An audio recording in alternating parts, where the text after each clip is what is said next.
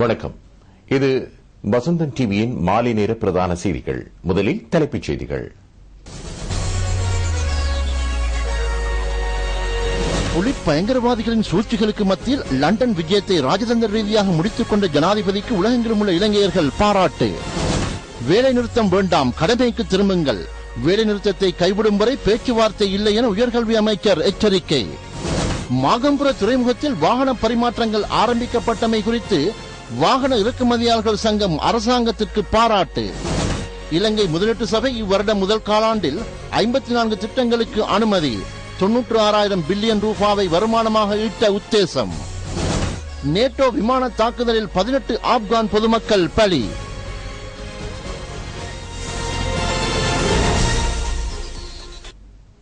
இனி விரிவான செய்திகள். புலி பயங்கரவாதிகளின் சூழ்ச்சிகரமான ஆர்ப்பாட்டங்களுக்கு மத்தியில் திடமான நிலையில் லண்டன் விஜயத்தை ராஜதந்திர ரீதியாக முடித்துக் கொண்ட ஜனாதிபதி மஹிந்த ராஜபக்சவுக்கு உலகெங்கும் வாழும் இளைஞர்கள் பாராட்டு தெரிவித்தனர். இது விடயம் தொடர்பான மேலதிக தகவல்களை இரவு 8 மணி செய்தியில் எதிர்பாருங்கள். ஜனாதிபதி மஹிந்த ராஜபக்சவுக்கும் பிரிட்டிஷ் பிரதமர் டேவிட் கேமரனுக்கும் இடையில் விசேட சந்திப்பு ஒன்று இடம்பெற்றுள்ளது. பிரிட்டிஷ் மகாராணி 2வது எலிசபெத்தின் வைரவிழா கொண்டாட்டங்களில் கலந்து கொள்வதற்காக லண்டன் சென்ற ஜனாதிபதி மஹிந்த ராஜபக்ச பிரிட்டிஷ் பிரதமர் டேவிட் கேமரனை சந்தித்து பேச்சுவார்த்தையில் ஈடுபட்டார். மகாராணிக்காக பொதுநலவாய அமைப்பின் பொதுச் செயலாளர் கமலேஷ் சர்மாவினால் ஏற்பாடு செய்யப்பட்ட இரவு விருந்து பிரசாரத்திற்கு முன்னர் இந்த சந்திப்பு இடம்பெற்றது. இலங்கையின் தற்போதைய நிலை மற்றும் நாட்டின் அபிவிருத்தி செயற்திட்டங்கள் தொடர்பாக ஜனாதிபதி பிரிட்டன் பிரதமருக்கு எடுத்துரைத்தார். ஐக்கிய ராஜ்யத்தின் இலங்கைக்கான உயர்ஸ்தானிகர் கிறிஸ் நோனிஸும் இந்த சந்திப்பில் கலந்து கொண்டார்.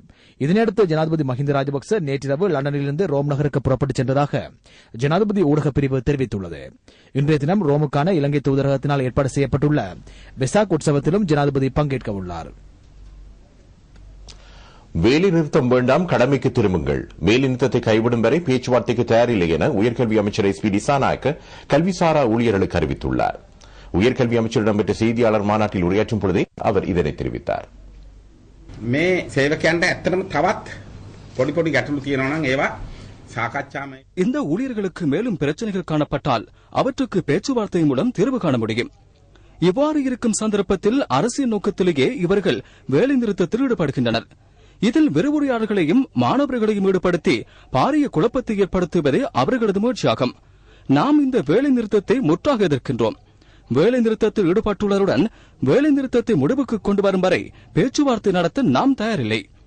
மேலும் சிலர் வேலைநிறுத்தத்தில் ஈடுபட்டுள்ளரின் அச்சுறுத்தல்கள் மற்றும் வற்புறுத்தல்கள் காரணமாக ஒதுங்கியிருக்கின்றனர். இந்த தொழிற்சங்க தலைவர்களுக்கு நாம் ஒன்றை மாத்திரம் குறிவைக்க விரும்புகின்றோம்.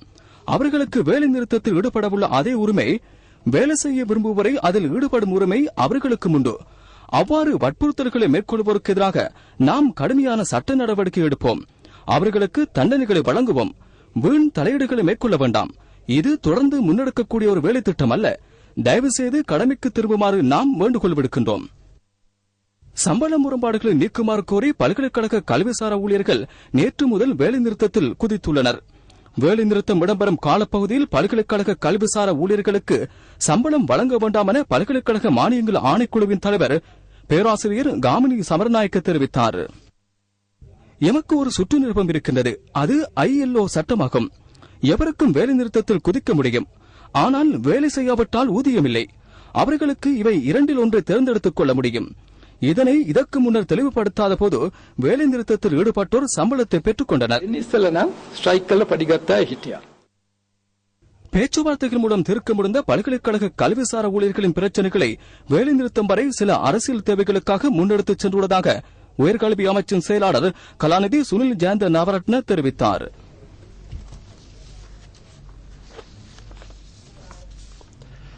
மாகம்புர மஹிந்த ராஜபக்ச துறைமுகத்தின் வாகன பரிமாற்றங்கள் ஆரம்பிக்கப்பட்டமை தொடர்பாக வாகன இறக்குமதியாளர்கள் சங்கம் அரசாங்கத்துக்கு பாராட்டு தெரிவித்துள்ளது.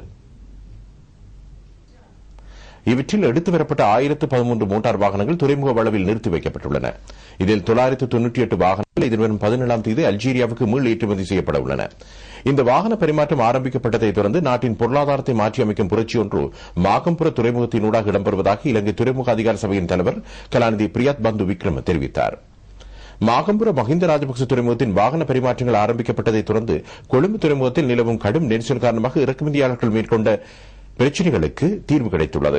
மாகம்புர துறைமுகத்தில் வாகன பரிமாற்றங்கள் ஆரம்பிக்கப்பட்டதன் மூலம் தமது தொழில்துறைகளின் வெற்றி பாதை ஆரம்பிக்கப்பட்டதாக வாகன இறக்குமதியாளர்கள் தெரிவிக்கின்றனர்.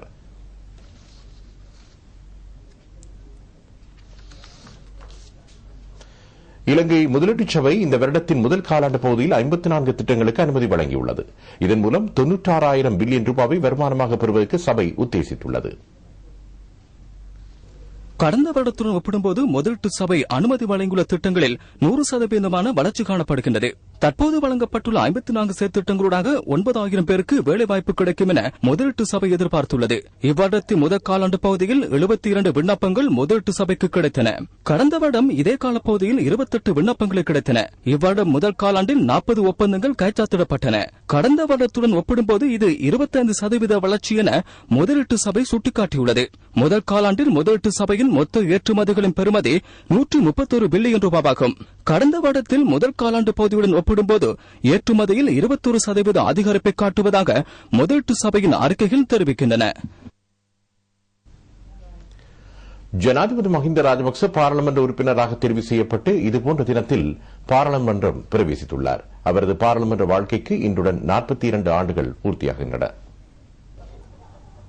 1970 ஆண்டு மே மாதம் 27ஆம் தேதி நடைபெற்ற பொதுத் தேர்தலில் பெலியத்த தொகுதியை வெற்றி கொண்ட மஹிந்த ராஜபக்ச 1970 ஆண்டு ஜூன் மாதம் 7ஆம் தேதி முதல் முறையாக பாராளுமன்றம் பிரவேசித்தார். ஸ்ரீலங்கா சுதந்திர கட்சியின் கைச்சின்னத்தில் போட்டியிட்ட அவர் 6,626 மேலதிக வாக்குகளை பெற்றார். அப்போது பாராளுமன்றத்தில் வயதில் குறைந்த பாராளுமன்ற உறுப்பினராக அவர் திகழ்ந்தார். 57% வாக்குகளை பெற்று அவர் தேர்ந்தெடுக்கப்பட்டார். 1970 ஆண்டு ஐக்கிய முன்னணி அரசாங்கத்தின் அரசு ஆசன உரைக்கு நன்றி தெரிவிக்கும் பிரேரணையை சமர்ப்பிக்கும் வாய்ப்பை பெற்ற மஹிந்த ராஜபக்ச அன்று முதல் இன்று வரை ஒரு நீண்ட பயணத்தை மேற்கொண்டு அனைத்து இளைஞர்களுக்கும் பாரிய பணியாற்றி வருகின்றார். 1994 ஆண்டு தேர்தலில் வெற்றியீட்டி அப்போதைய தொழில் அமைச்சராக பணியாற்றியதன் பின்னர் கடற்தொழில் அமைச்சராகவும் அவர் செயற்பட்டுள்ளார். 2002 ஆண்டு எதிர்க்கட்சித் தலைவராக அவர் தெரிவு செய்யப்பட்டார். 2004 ஆண்டு ஏப்ரல் மாதம் 6ஆம் தேதி பிரதமராக பதவியேற்ற மஹிந்த ராஜபக்ச அரசுத் தலைவராக 2005 ஆண்டு நவம்பர் மாதம் 19ஆம் தேதி பொறுப்பேற்றார். 30 ஆண்டுகால பயங்கரவாதத்தை ஒழித்துக் கட்டிய ஒரே அரசுத் தலைவராக வரலாற்றில் இடம்பெற்ற அவர் இலங்கையில் மட்டுமன்றி ஆசியாவிலும் பிரபலியம் பெற்ற ஒரு தலைவராக காணப்படுகிறார். நீண்ட காலம் அவருடைய பணி தொடர்ந்து இலங்கையை ஆசியாவின் ஆச்சரியத்துக்கு இட்டுச் செல்லும் கனவு நனவாக அவருக்கு மும்மணிகளின் ஆசை கிட்ட வேண்டும் என பிரார்த்திப்போம். வடக்கிலிருந்து கிழக்கு பிரிக்கப்பட்டதன் பின்னர் அந்த மாகாண மக்களுக்கான சேவைகள் அவர்களின் காலடிக்கு கொண்டு வரப்பட்டு பணிகள் இடம்பெற்று வருவதாக கிழக்கு மாகாண முதலமைச்சர் சிவனேசத்துறை சந்திரகாந்தன் தெரிவித்துள்ளார். திருகோணமலை மாவட்டத்தில் இதுவரை இயங்கி வந்த கிழக்கு மாகாணத்திற்கான வீதி அபிவிருத்தி திணைக்களத்தின் மாகாண அலுவலகம் மட்டக்களப்பிற்கு மாற்றப்பட்டு கட்டிட நிர்மாண பணிகளை ஆரம்பித்து வைத்து உரையாற்றும் போதே மாகாண அமைச்சர் இதனை தெரிவித்தார். மாகாண அமைச்சர் MS உதுமாலேப்பை தலைமையில் வைபவம் இடம்பெற்றது. இதற்கென 69 மில்லியன் ரூபாய் செலவிடப்படும். வைபவத்தில் மாகாண அமைச்சர் துரையப்பா நவரத்ன ராஜா, மாகாண சபை உறுப்பினர்களான P பிரசாந்தன், KL ஃபரீட் உட்பட வீதி அபிவிருத்தி திணைக்கள அதிகாரிகளும் இதில் கலந்து கொண்டனர். இதுவரை காலமும் அம்பாறை மற்றும் மட்டக்களப்பு மக்கள் தங்களுடைய தேவைகளை நிறைவேற்ற திருகோணமலைக்கு செல்ல வேண்டியிருந்தது.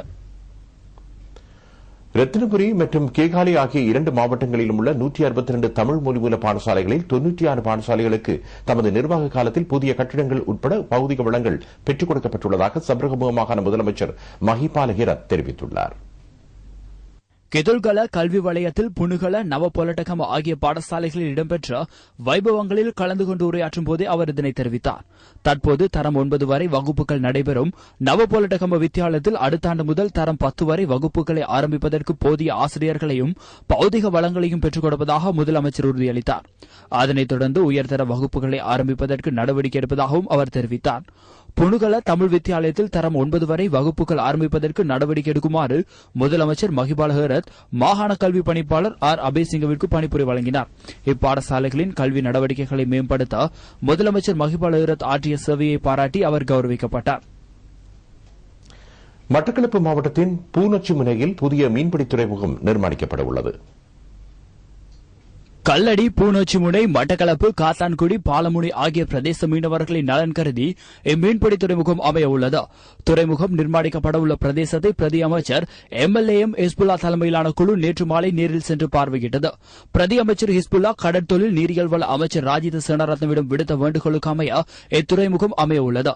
கடற்தொழில் நீரியல் வள அமைச்சின் அதிகாரிகளும் இதில் கலந்து கொண்டனர். மழைக்காலங்களில் மீனவர்கள் பயன்படுத்தும் இயந்திர படகு, போட், தோணிகள் ஆகியவற்றை கடலுக்கு செலுத்த முடியாத போது இத்துறைமுகத்தினூடாக நன்மையடைய முடியும். இத்துறைமுகம் அமையப்பெறும் வீதி 1 கோடி ரூபாய் செலவில் புனரமைக்கப்பட உள்ளது. ஏறாவூர் நகர் பிரதேச அபிவிருத்தி குழு கூட்டம் பிரதி அமைச்சர் பஷீர் ஷேகுதாவுத் தலைமையில் நடைபெற்றது. ஏறாவூர் நகரசபை தவிசாளர் அலிசாஹிர் மௌலானா, பிரதேச செயலாளர் SLM ஹனிஃபா உட்பட பொது நிறுவனங்களின் பிரதிநிதிகள் மற்றும் அரசு அதிகாரிகளும் கலந்து கொண்டனர். கடந்த மாதம் முன்னெடுக்கப்பட்ட அபிவிருத்தி திட்டத்தின் முன்னேற்றம் குறித்தும் ஆராயப்பட்டது. கமநெகும, திவிநெகும, மாகாண சபை மற்றும் மத்திய அரசு நிதி ஒதுக்கீடுகள் மூலம் இதர நிதி மூலம் கிடைத்துள்ள ஒதுக்கீடுகளை கொண்டு முன்னெடுக்கப்பட்டுள்ள மக்கள் நல திட்டங்களின் முன்னேற்றம் தொடர்பாக அதிகாரிகள் விளக்கம் அளித்தனர். ஏறாவூர் பிரதேசத்தில் அமுல்படுத்தப்பட்டுள்ள வீதி அபிவிருத்தி திட்டங்கள் தொடர்பாக பல முறைப்பாடுகள் கிடைத்துள்ளதாக இங்கு தெரிவிக்கப்பட்டது. 4 பாடசாலைகளின் அபிவிருத்திக்கென ஒதுக்கப்பட்ட நிதியும் பயன்படுத்தவில்லை என்றும் சுட்டிக்காட்டப்பட்டுள்ளது. நாட்டின் பல பாகங்களிலும் இடம்பெற்ற நிகழ்வுகளின் தொகுப்பு அடுத்து.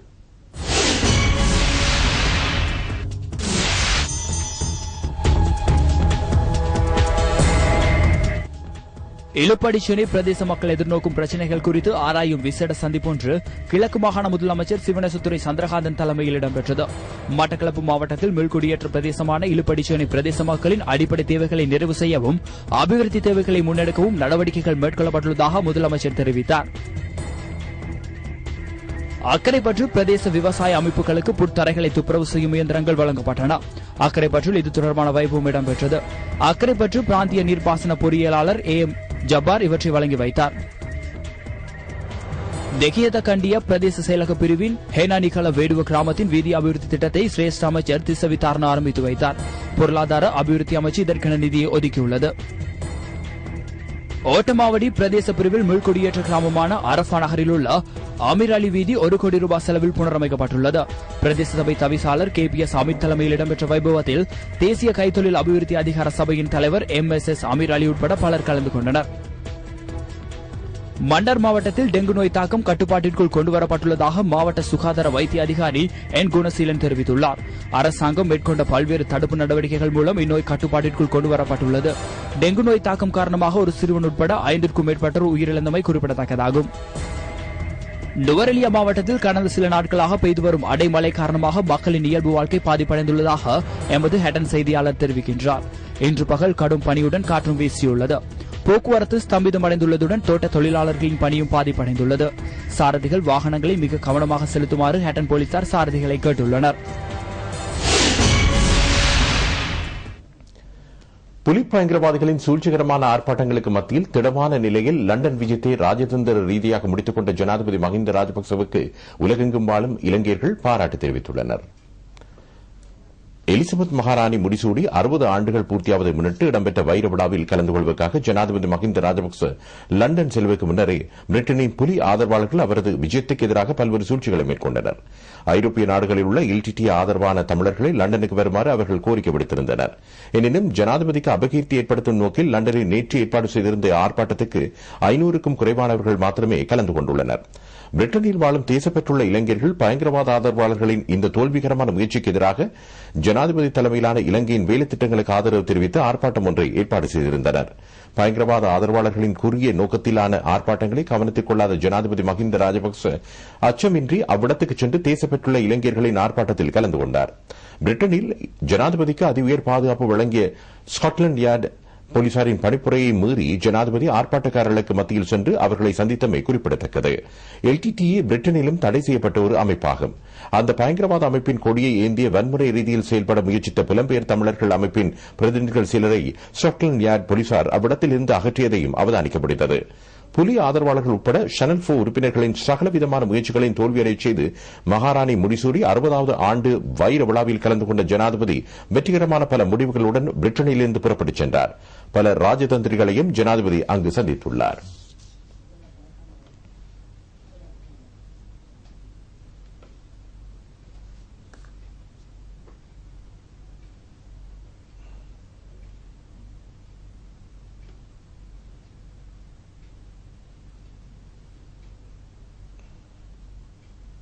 கிழக்கு மாகாணத்தில் இம்முறை நுங்கு உற்பத்தி அதிகரித்துள்ளதாக உற்பத்தியாளர்கள் தெரிவிக்கின்றனர். இப்பகுதி இளைஞர்களும் பெண்களும் நுங்கு விற்பனை மூலம் கூடுதல் வருமானத்தை ஈட்டி வருகின்றனர். தற்போது கிழக்கு மாகாணத்தில் நிலவும் கடும் வெப்பம் காரணமாக குளிரான பானமாக நுங்கு கருதப்படுகிறது. மதிய வேளையில் அதிகமான நுங்கினை பானமாக அருந்தி வருவதை வழக்கமாக கொண்டுள்ளனர். மட்டக்களப்பு மாவட்டத்தில் அதிகமான இடங்களில் நுங்கு விற்பனை செய்யப்பட்டு வருகின்றது.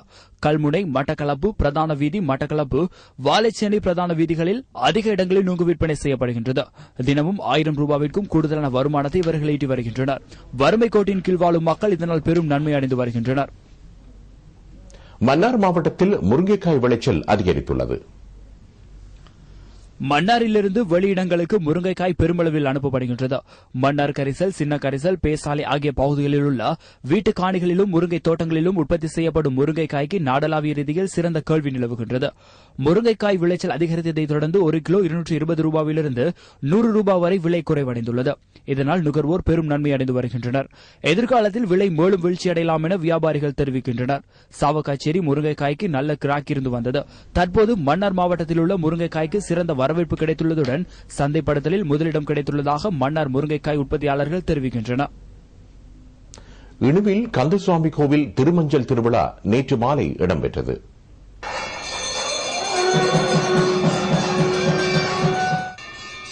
இணுவிலை சேர்ந்த பெரிய சன்னாச்சுரியார் என அழைக்கப்பட்ட சித்தரால் இந்தியாவிலிருந்து வரவழைக்கப்பட்ட முத்துராக்கப்ப ஆச்சாரியார் என்பவரால் 1908 அளவில் இக்கோவில் கட்டப்பட்டது. சித்தருடைய கனவில் தோன்றிய காட்சிகளின் அடிப்படையில் உருவாக்கப்பட்டதாக கூறப்பட்டாலும் குமரதந்திரத்தில் உள்ளவாறு அமைக்கப்பட்டுள்ளதாக ஆய்வாளர்கள் கூறுகின்றனர். 16 பிரதம கோணங்களுடைய இம்மஞ்சம் தளத்திலிருந்து விமானத்தின் 3வது தளம் வரை மடக்கை சிறப்புகளுடன் காணப்படுகிறது. இத்திருமஞ்சள் திருவிழாவிற்கு நாட்டின் பல பாகங்களில் உள்ள மக்கள் கலந்து கொண்டனர். இம்மஞ்சள் திருவிழா உலக பெருமஞ்சள் திருவிழா என்றும் அழைக்கப்படுகின்றது. அடுத்து வெளிநாட்டுச் செய்திகள்.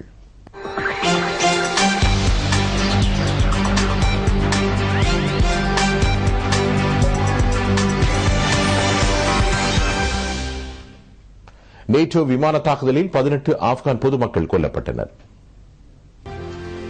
கிழக்கு ஆப்கானிஸ்தானில் லோஹார் மாநிலத்தில் திருமண வைபவம் ஒன்றில் கலந்து கொண்டவர்களின் மீது மேற்கொள்ளப்பட்ட விமான தாக்குதலிலேயே இவர்கள் கொல்லப்பட்டனர். இறந்தவர்களில் பெரும்பாலானோர் சிறுவர்களும் பெண்களும் ஆவார். விமான தாக்குதலில் பொதுமக்கள் கொல்லப்படவில்லை என நேட்டோ பாதுகாப்பு தரப்பினர் தெரிவிக்கின்றனர். பல்வேறு சந்தர்ப்பங்களில் நேட்டோ விமான தாக்குதலில் ஏராளமான ஆப்கான் பொதுமக்கள் கொல்லப்பட்டுள்ளனர். இனி மேலும் சில வெளிநாட்டு செய்திகளின் சுருக்கம். பாலஸ்தீனத்தின் மேற்கு கரையில் புதிதாக 300 வீடுகளை நிர்மாணிக்க இஸ்ரேல் திட்டமிட்டுள்ளது. இதற்கான அனுமதியை இஸ்ரேல் பிரதமர் பெஞ்சமின் நெதன்யாஹூ வழங்கியுள்ளார். இஸ்ரேல் நீதிமன்ற உத்தரவின் பேரில் மேற்கு கரையில் நிர்மாணிக்கப்பட்டிருந்த மாடி வீட்டு தொகுதி அகற்றப்பட்டமையினால் வீடுகளை இழந்த மக்களுக்கு புதிதாக வீடுகளை பெற்றுத் தருவதாக இஸ்ரேல் தெரிவித்துள்ளது. இஸ்ரேலின் இந்த தீர்மானத்தை தொடர்ந்து மத்திய கிழக்கில் சமாதான நடவடிக்கைகள் மீண்டும் சீர்குலையும் என அஞ்சப்படுகிறது.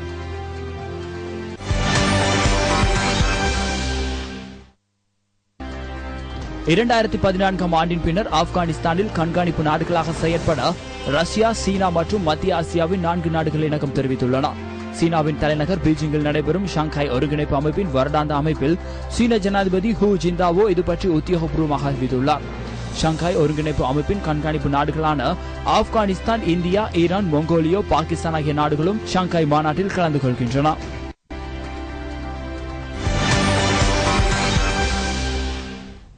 அடுத்து விளையாட்டுச் செய்திகள்.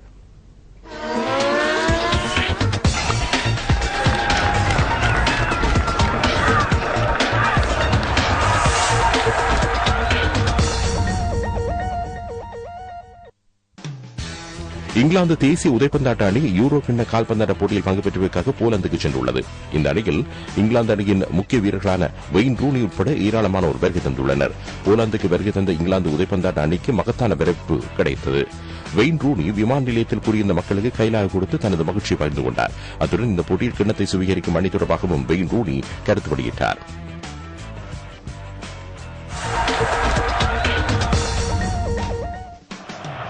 பிரேசிலின் பிளெமெங்கோ அணியிலிருந்து வெளியேறிய அந்த நாட்டின் பிரபல கால்பந்தாட்ட வீரரான ரொனால்டினியோ அத்லெட்டிகோ மினேரியோ அணியில் ஒப்பந்தம் செய்யப்பட்டுள்ளார்.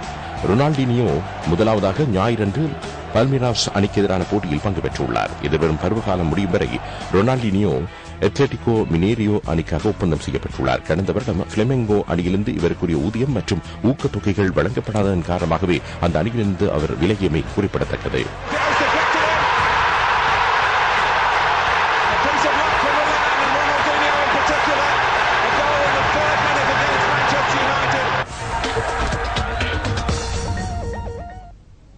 இத்துடன் இந்த செய்தி அறிக்கை நிறைவு பெறுகிறது. நமது அடுத்த செய்தி அறிக்கையை இன்றிரவு 8 மணிக்கு வசந்தன் டிவியில் எதிர்பாருங்கள். வணக்கம்.